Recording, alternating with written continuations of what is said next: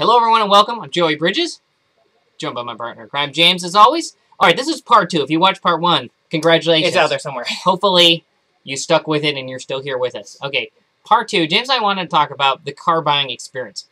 Why? Because this is about processes and you get what you create. Okay, so this is always interesting to James and I, that the car buying experience, we were helping our dad recently, can be, in this day and age, can still be such a train wreck. Yeah, in fact, what we found is actually it's fairly combative. You know, it's fairly combative. Like you're That's really not because us. Yeah, I know some of you know what's going You're on. like, oh, that's because you guys. Yeah, no, it's not. Yeah, it's fairly combative. It's like this battle of, oh yeah, I'm gonna get that customer for as much as I can. And on the customer side, I'm gonna get that dealer for as much as I can. It's very combative, and I realize one of the things, and this applies to many different industries. I don't care. This is just an example. Just an example. I don't care if you're in real estate. I don't care if you're a retail store. I don't care if you're in insurance. I don't care what industry you're in. This applies a lot of times.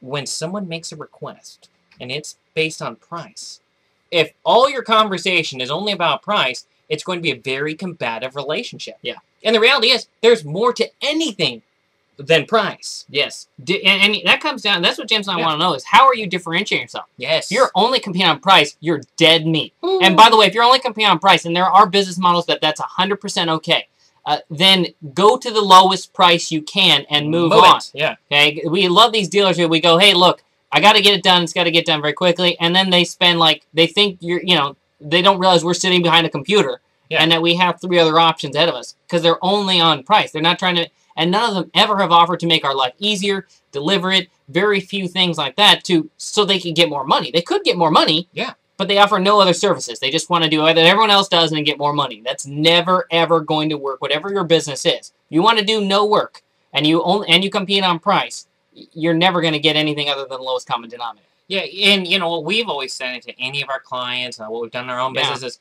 what conversation can you change them into? Someone says, hey, what about price? Great, let me look that up for you. While I'm looking it up, then you go into your dialogue, what's really important. Well, hey, why were you looking for that? Were you aware that this was available to you? Is this going to be your first time buying, let's say, is it going to be your first time buying a 4-wheel drive vehicle? Yeah.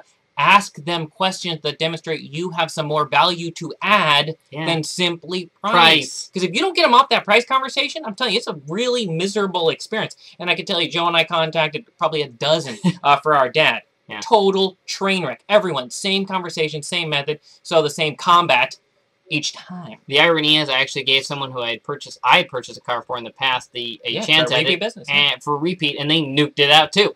So you can compete on price. We don't recommend it, but you better get them off that price conversation as fast as you possibly can with a stop statement like James used.